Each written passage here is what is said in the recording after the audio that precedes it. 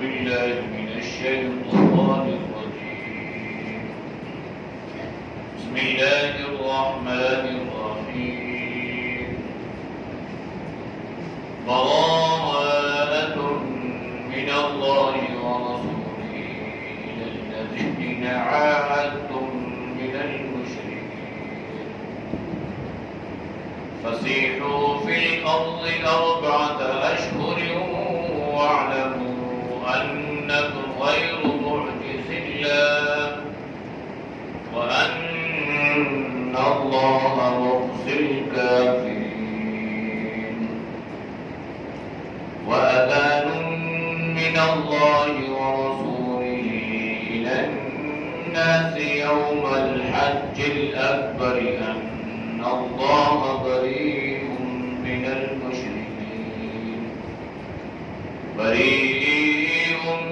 المشركين ورسوله فإن تبتم فهو خير لكم وإن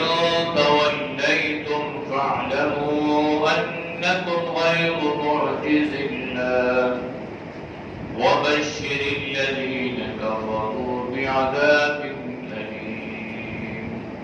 صدق الله العظيم. ترجمہ براءۃ برات ہے، علات بھی ہے، من اللہ اللہ کی طرف سے، ورسولہ اور اس کے رسول کی طرف سے، الی الذین ان لوگوں کی طرف، عاہدتم جنہوں نے تم سے عہد کیا، من المشرکین مشرکوں میں سے، فسیحوا بس چلو پھرو، فی الارض زمین میں، 4 اشہر 4 مہینے، وعلموا اور جان لو، انکم بے شک تم، غیر معجز اللہ عاجز نہیں کر سکتے ہو اللہ کو، وان اللہ اور بے شک اللہ مخزی الکافرین رسوا کر دے گا کافروں کو، وَأَذَانٌ مِّنَ اللَّهِ اور اعلان ہے اللہ کی طرف سے، وَرَسُولِهِ اور اس کے رسول کی طرف سے، إِلَى النَّاسِ لوگوں کی طرف، یوم الحج الاکبر حج اکبر کے دن، ان اللہ کے بے شک اللہ بریء بیزار ہے، من المشرکین مشرکوں سے، ورسولہ اور اس کا رسول بھی، فَإِن تُبْتُمْ بس اگر تم توبہ کرو، فَهُوَ خَيْرٌ لَكُمْ بس وہ تمہارے لیے بہتر ہے، وَإِن تَوَلَّيْتُمْ اور اگر تم پھر جاؤ، فَاعْلَمُوا بس جان لو، أَنَّكُمْ بے شک تم، غیر معجز اللہ نہیں عاجز کر سکتے ہو اللہ کو، وبشر الذین اور بشارت ہے ان لوگوں کے لیے کافروں کو جو کافر ہیں، بعذاب علیم دردناک عذاب کی۔ اس سورت کا نام سورۃ التوبہ، عربی زبان میں تابہ یتوبو کا معنی ہے لوٹنا، پلٹنا۔ توبہ کو توبہ اسی لیے کہتے ہیں کہ انسان اللہ کی مقرر کی ہوئی حدود کو پھلانگتا ہے، پھر وہ رجوع الی اللہ کرتے ہوئے اس حدود کے اندر آ جاتا ہے تو اس کو توبہ کہتے ہیں۔ اس سورت کا نام سورۃ توبہ اس لیے ہے کہ بعض صحابہ رضوان اللہ علیہم اجمعین غزوہ تبوک میں شریک ہونا چاہتے تھے، سستی کی وجہ سے اور اس غلط فہمی کی وجہ سے کہ ہمارے پاس سواریاں تیز ترار ہیں تو ہم اپنی سواریوں کو دوڑائیں گے، لشکر میں جا کر شامل ہو جائیں گے، تو وہ یہ گمان کرتے کہ چلو صبح جائیں گے، صبح ہوتی تو کہتے شام کو جائیں گے، یہاں تک کہ جناب نبی کریم صلی اللہ علیہ وسلم کا لشکر واپس آ گیا۔ نبی علیہ السلام نے یہ اعلان فرما دیا کہ ان سے مقاطع یعنی ان سے قطع تعلق کرنا ہے۔ تو جناب یہ صحابہ سلام کرتے تو ان کو سلام کا جواب نہیں ملتا تھا، اور اندازہ لگائیں کہ اس دور میں نبی علیہ السلام کی اتباع کا جذبہ کس قدر صحابہ میں موجود تھا کہ ان صحابہ کی جو گھر والیاں تھی، جو ان کی بیویاں تھی، وہ بھی ان کو سلام کا جواب نہیں دیتی تھی۔ انہیں سلام کیا جواب نہیں ملا، بچوں کو سلام کیا جواب نہیں ملا، اپنے ساتھیوں کو دوستوں کو سلام کیا جواب نہیں ملا۔ بھائی دوستی تعلق اپنی جگہ، لیکن اللہ کے نبی نے ہمیں منع فرما دیا ہے، آپ سے ہم نے قطع تعلقی کو اختیار کر لیا ہے۔ تو یہ قطع تعلقی جو ہے یہ سوشل ایک بائیکاٹ ہے، کسی کو ادب سکھانے کے لیے تادیباً اس نیت سے اگر کوئی آدمی کسی سے قطع تعلقی کرتا ہے تو وہ جائز ہے، لیکن نیت یہ ہو کہ میرا قطع تعلقی کرنے سے اس کی اصلاح ہوئی ہے۔ مثال کے طور پہ کوئی بیٹا، کوئی لڑکا، کوئی بچہ نماز نہیں پڑھتا تو باپ کہتا ہے بھائی میرا تیرا تعلق نہیں ہے، جب تک کہ تو نماز نہیں پڑھے گا میں تیرے سلام کا جواب نہیں دوں گا، تو یہ جائز ہے۔ اس کی اصلاح کے لیے آپ نے یہ قدم اٹھایا۔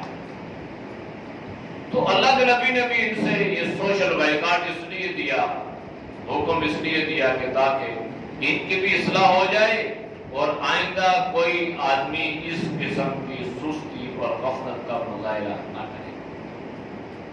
چنانچہ اللہ نے ان کی توبہ کو قبول فرما لیا،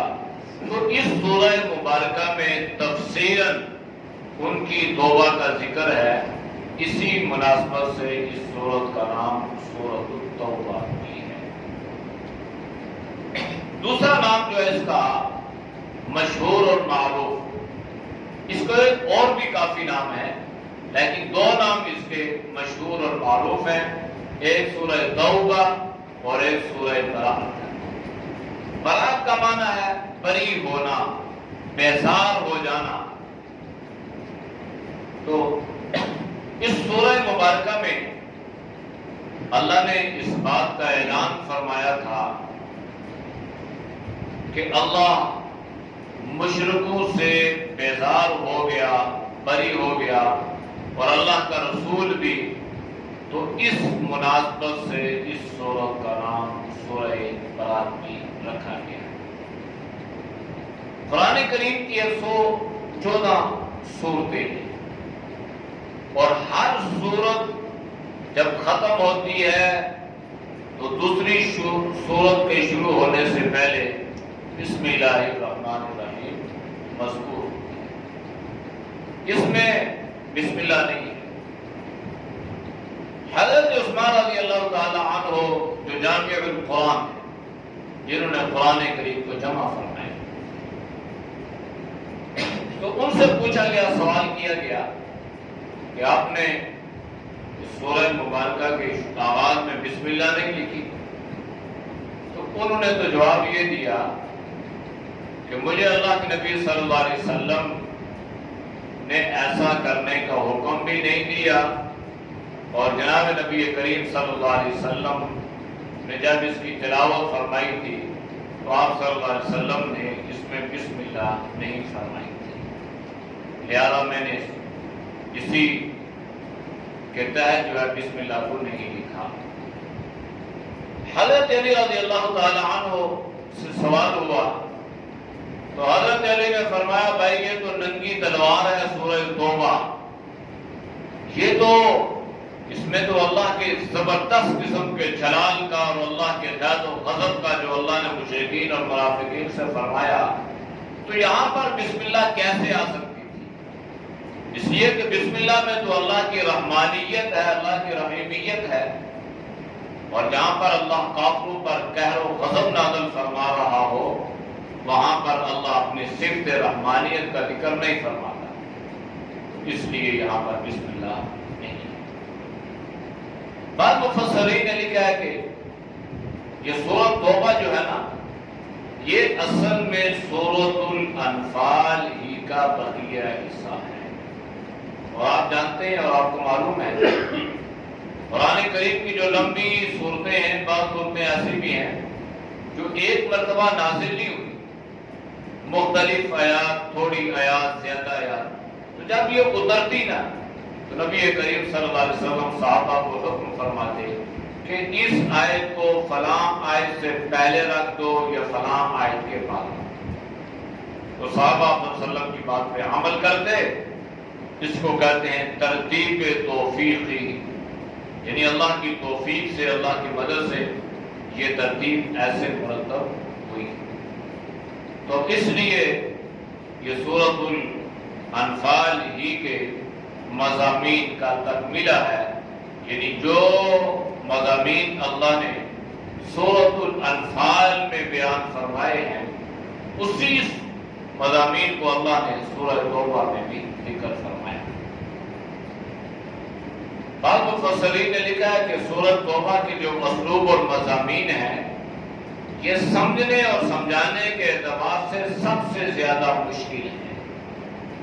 یہ آسان نہیں ہے، اور اس لیے بعض مفسرین کو سمجھنے میں کہیں کہیں پر کچھ مغالطہ اور کہیں شبہ بھی ہوا۔ تو اس کو سمجھنے سے پہلے یہ بات سمجھنا ضروری ہے کہ جس طرح جناب نبی کریم صلی اللہ علیہ وسلم کی جو بعثت تھی وہ دو طرح کی تھی، ایک بعثت عامہ تھی اور ایک بعثت خاصہ تھی۔ بعثت خاصہ جو تھی وہ انہی لوگوں کے لیے تھی جن میں اللہ نے آپ کو بھیجا تھا، عرب میں تھی، اور عرب کے اس قبیلے میں تھی، اور عرب کے ان شہروں میں تھی کہ اللہ نے آپ صلی اللہ علیہ وسلم کو بنفس نفیس ان لوگوں میں بھیجا، اور ان لوگوں نے آپ صلی اللہ علیہ وسلم کی تعلیمات کو سنا اور آپ پر ایمان لائے۔ تو یہ بعثت خاصہ تھی۔ ایک بعثت عامہ ہے کہ اللہ نے آپ صلی اللہ علیہ وسلم کو ساری انسانیت کے لیے نبی بنا کر بھیجا، لیکن یاد رکھنا جناب نبی کریم صلی اللہ علیہ وسلم کی مکی زندگی آپ دیکھ لیں، آپ کی مدنی زندگی کے پہلے 7 یا 8 سال دیکھ لیں، اس ادوار میں آپ صلی اللہ علیہ وسلم کا سارا زور محنت کا یا تو مکہ میں نظر آتا ہے یا مدینہ میں نظر آتا ہے۔ تو معلوم یہ ہوا کہ یہ بعثت خاصہ 8ویں یا 9ویں ہجری میں جناب نبی کریم صلی اللہ علیہ وسلم نے اپنی اس بعثت عامہ کا ابتدا اس طرح فرمائی کہ آپ صلی اللہ علیہ وسلم نے بادشاہوں کو خطوط لکھے، کیسر و کسریٰ کو، روم کو اور نجاشی کو، یا صلی اللہ علیہ وسلم نے خطوط لکھ کر ان کو اپنی بعثت کے بارے میں آگاہ فرمایا۔ تو یہاں سے آپ صلی اللہ علیہ وسلم کی بعثت عامہ کا ذکر ہوا۔ اسی طرح یہ جو سورہ مبارکہ ہے نا، اس میں بعض مضامین ایسے ملیں گے جن کا تعلق غزوہ بدر کے ساتھ ہے۔ غزوہ بدر تو سن 2 ہجری کو ہوا۔ پھر اس میں بعض مضامین ایسے ملیں گے جن کا تعلق غزوہ تبوک کے ساتھ ہے، اور بعض مضامین ایسے ملیں گے جن کا تعلق جو ہے یہ بالکل آخری جناب نبی کریم صلی اللہ علیہ وسلم کا جو سفر حج تھا اس کے ساتھ ہے، اور بعض مضامین جو ہیں یہ ان کا تعلق 9 ہجری کے ساتھ ہے، جب جناب نبی کریم صلی اللہ علیہ وسلم نے حضرت ابو بکر صدیق رضی اللہ تعالی عنہ کو امیر حج بنا کر بھیجا تھا۔ تو اس اعتبار سے اس کا سیاق و سباق سمجھنا اور اس کے مطلوب اور اسلوب کو سمجھنا یہ مفسرین نے لکھا ہے یہ مشکل ہے، لیکن اگر وہ ساری بعثت بھی اور شروع سے آخر تک سارا خاکہ انسان کے ذہن میں ہو تو بھی سمجھنے میں آسانی ہے، پھر مشکل نہیں ہے۔ براءۃ من اللہ ورسولہ، براء اعلان برات ہے، یعنی کس قدر اللہ نے غضب کا اعلان فرمایا ہے۔ اعلان برات ہے اللہ کی طرف سے ورسولہ، اور اس کے رسول کی طرف سے ان لوگوں کی طرف عاہدتم جن سے آپ نے عہد کیے تھے من المشرکین مشرکوں میں سے۔ اللہ کے نبی جب مدینہ میں تشریف لائے نا تو یہاں پر مختلف قسم کے قبائل آباد، یہودیوں کے قبائل بھی ہیں اور دوسرے قبائل بھی ہیں، تو اللہ کے نبی نے ان سے کچھ معاہدے کیے، بنو نذیر ہے، بنو قینقاع ہے، بنو قریظہ ہے، تو یہ مدینہ کے یہودیوں کے بڑے بڑے قبائل تھے۔ جناب نبی کریم صلی اللہ علیہ وسلم نے ان سے کچھ معاہدے کیے، لیکن ان مشرکین اور ان یہودیوں نے معاہدوں کی خلاف ورزی کی۔ اب معاہدہ تو پہلے ہوا لیکن اعلان برات بعد میں ہوا، اور کب ہوا؟ سن 9 ہجری کو، جب حضرت ابوبکر صدیق رضی اللہ تعالی عنہ کو امیر حج بنا کر بھیجا گیا۔ یہ آئے بعد میں حضرت علی رضی اللہ تعالی عنہ کو جناب نبی کریم صلی اللہ علیہ وسلم نے بھیجا کہ آپ جائیں اور یہ آیات جو نازل ہو چکی ہیں ان آیات کے بارے میں جا کر کے ابو بکر کو بتائیں، اور پھر آپ مکہ میں یہ اعلان کر دیں کہ آج کے بعد مشرکین کے لیے نیا ضابطہ اور نیا دستور مقرر ہو چکا ہے، اور پہلے سارے معاہدے کیا ہو چکے ہیں؟ منسوخ ہو چکے ہیں۔ لیکن ان کو کچھ مہلت دی گئی، کچھ وقت انہیں دیا گیا۔ تو اب معاہدہ تو سن 2 ہجری سے پہلے بھی ہوا، غزوہ بدر سے پہلے بھی یہودیوں کے ساتھ معاہدہ ہوا تھا، لیکن اب اس معاہدے کی منسوخی باقاعدہ طور پہ سن 9 ہجری کو مکہ میں ہوئی، اور وہاں پر اللہ نے یہ اعلان فرمایا کہ براءۃ من اللہ ورسولہ، کہ اللہ اور اس کا رسول مشرکوں سے بری ہو گیا اس بات سے کہ جو عہد آپ نے ان سے کیے۔ حضرت علی رضی اللہ تعالیٰ عنہ یہاں آئے تو یہاں پر جب حضرت ابوبکر صدیق رضی اللہ تعالیٰ عنہ سے یہ بات بیان فرمائی تو ابوبکر رضی اللہ تعالیٰ عنہ نے حضرت علی سے پوچھا کہ علی آپ یہ بتاؤ کہ یہ اعلان آپ کریں گے یا میں کروں؟ تو حضرت علی نے فرمایا چونکہ آپ امیر سفر ہیں، امیر حج ہیں، مجھے تو اللہ کے نبی نے آپ کی خدمت میں بھیجا ہے، اب آپ کی مرضی آپ کریں یا آپ مجھے ارشاد فرما دیں تو میں کروں۔ تو حضرت ابوبکر صدیق رضی اللہ تعالیٰ عنہ نے پوچھا کہ آپ کو اللہ کے نبی نے بھیجا ہے، آپ ہمارے بعد میں آئے ہیں، تو آپ امیر حج بن جائیں، آپ اس سفر کے ہم سب کے آپ امیر بن جائیں اور ہم آپ کے مامور بن جاتے ہیں۔ تو حضرت علی نے فرمایا نہیں، اللہ کے نبی نے آپ کو امیر بنا کر بھیجا ہے، اور جب تک آپ موجود ہیں امارت آپ ہی کی رہے گی، میں مامور بن کر آپ کی حکم کی تابع داری کروں گا۔ اب اللہ کی حکمت دیکھیے کہ سن 9 ہجری اللہ کے نبی مدینہ طیبہ میں موجود ہیں، حضرت ابوبکر صدیق رضی اللہ تعالیٰ عنہ بڑے بڑے صحابہ کے ساتھ مکہ میں موجود ہیں، حج کی ادائیگی کے لیے تشریف لائے ہوئے ہیں۔ حضرت علی رضی اللہ تعالیٰ عنہ آ کے جناب حضرت ابوبکر صدیق رضی اللہ تعالیٰ عنہ کی معیت میں، آپ کی امارت میں آپ کے تابع بنتے ہیں، آپ کی فرمانبرداری کو اختیار کرتے ہیں، گویا اللہ دنیا والوں کو یہ بتانا چاہتا ہے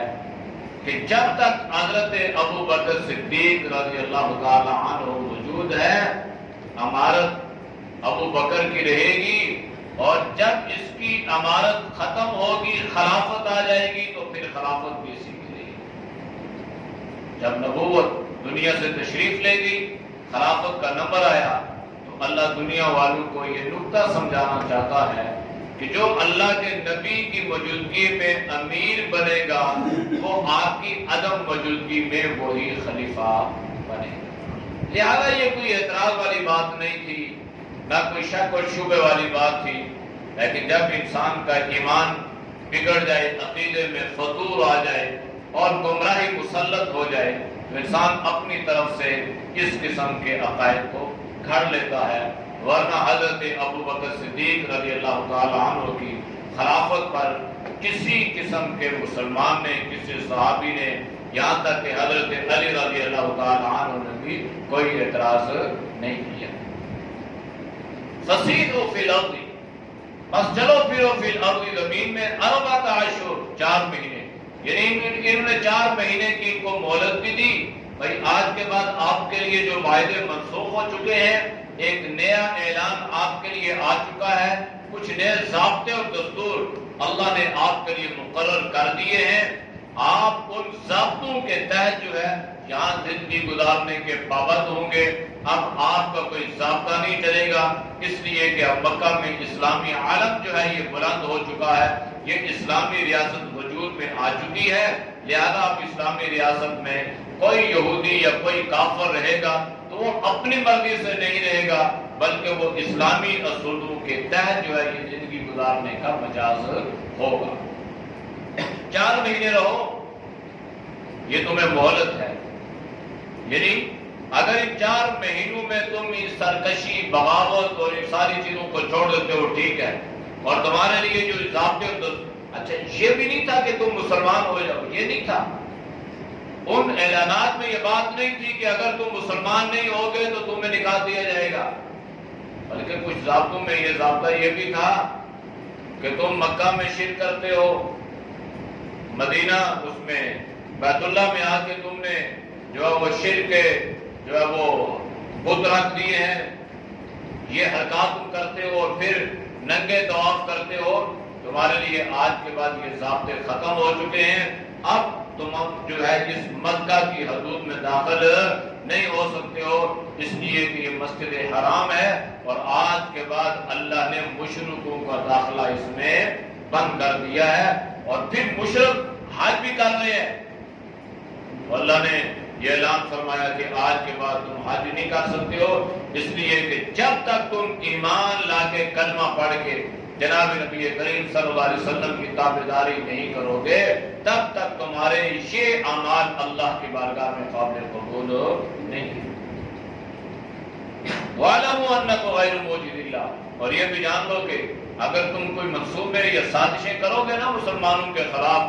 تو تم مسلمانوں کے خلاف ان سازشوں میں کامیاب نہیں ہو سکتے ہو، اس لیے کہ مسلمانوں کے ساتھ اللہ کی مدد اور نصرت شامل حال ہوتی ہے۔ وَأَنَّ اللَّهَ مُخْزِي الْكَافِرِينَ، اور یاد رکھنا اللہ کافروں کو ذلیل و رسوا کر دے گا، اور اللہ نے کر دیا، ان کافروں کو اللہ نے ذلیل و رسوا کس طرح کیا کہ یہ مکہ فتح ہوا، جناب نبی کریم صلی اللہ علیہ وسلم تشریف لائے تو یہ کافر سارے سر چھپاتے پھر رہے تھے، نبی علیہ السلام نے صلہ رحمی کا معاملہ فرماتے ہوئے ان کو معاف کر دیا، تو ان سے بڑی اور ذلت اور رسوائی کیا ہو سکتی ہے۔ وَأَذَانٌ مِّنَ اللَّهِ وَرَسُولِهِ، اذان کہتے ہیں اعلان کو، اور اصطلاح میں اذان نماز کے لیے اعلان کرنے کو کہا گیا، ورنہ عرب میں اذان کا معنی ہے عام طور پہ کسی قسم کا اعلان کرنا، تو وہ اذان اعلان ہے من اللہ، اللہ کی طرف سے، ورسولہ، اور اس کے رسول کی طرف سے، الی الناس، لوگوں کی طرف، یوم الحج الاکبر، حج اکبر کے دن۔ یہ حج اکبر میں 2 چیزیں شرن جو ہے وہ ان کا ذکر علماء نے کیا ہے کہ حج اکبر یوم عرفہ کو کہا گیا، یا حج اکبر 10ویں ذی الحجہ کو کہا گیا، اس لیے کہ اس میں جو ہے وہ جمرات بھی ہے اور اس میں طواف زیارت بھی ہے، اس لیے اس کو حج اکبر کہا گیا۔ یہ جو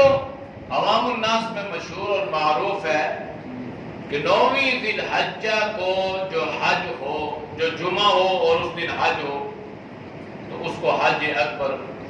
شرعاً حدیث میں اس کا کوئی ذکر نہیں ہے۔ یہ عوام میں یہ اصطلاح مشہور ہو چکی ہے، اس لیے کہ یوم عرفہ جو ہے یہ بذات خود ایک بابرکت دن ہے، بڑا دن ہے، اور حج کا رکن اعظم ہے، اور جمعے کو بھی سید الایام کہا گیا،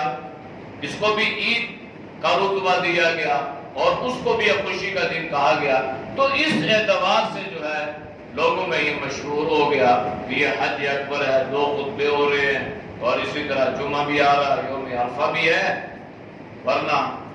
شرعاً جناب نبی کریم صلی اللہ علیہ وسلم سے اس قسم کی کوئی حدیث منقول نہیں ہے۔ اور بعض میں یہ بھی کہا کہ حج اکبر جو ہے یہ حج کو مطلقاً کہتے ہیں، اس لیے کہ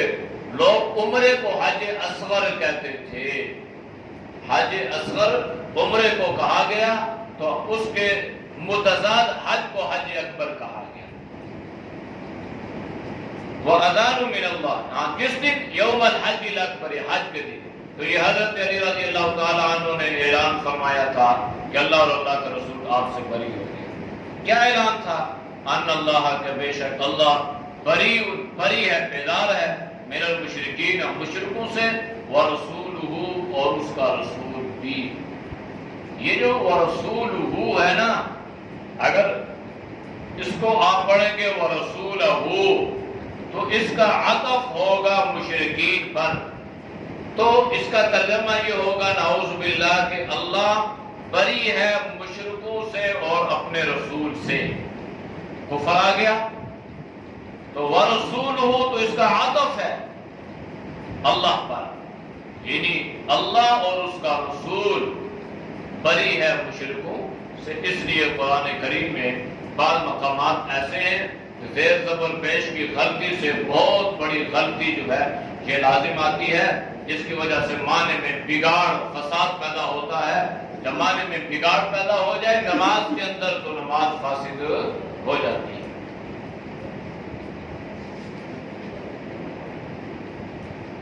فَإِن تُبْتُمْ، ہاں اگر تم توبہ کر لیتے ہو تو وہ تمہارے لیے بہتر ہے۔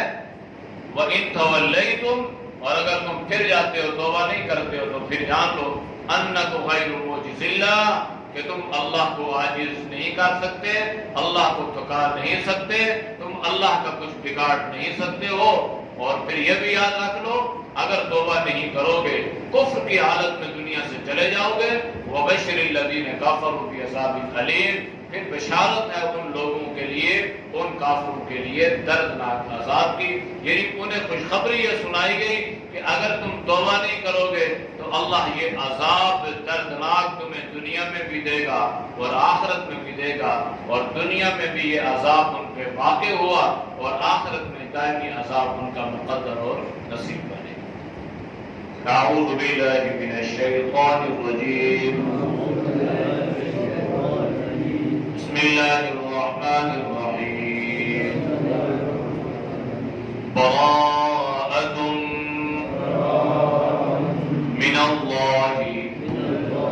ورسولہ إلى الذين عاهدتم من المشركين فسيحوا في الأرض 4 أشهر واعلموا أنكم غير معجز الله وأن الله مخزي الكافرين وأذان من الله ورسوله إلى الناس يوم الحج الأكبر أن الله بريء من المشركين ورسوله فإن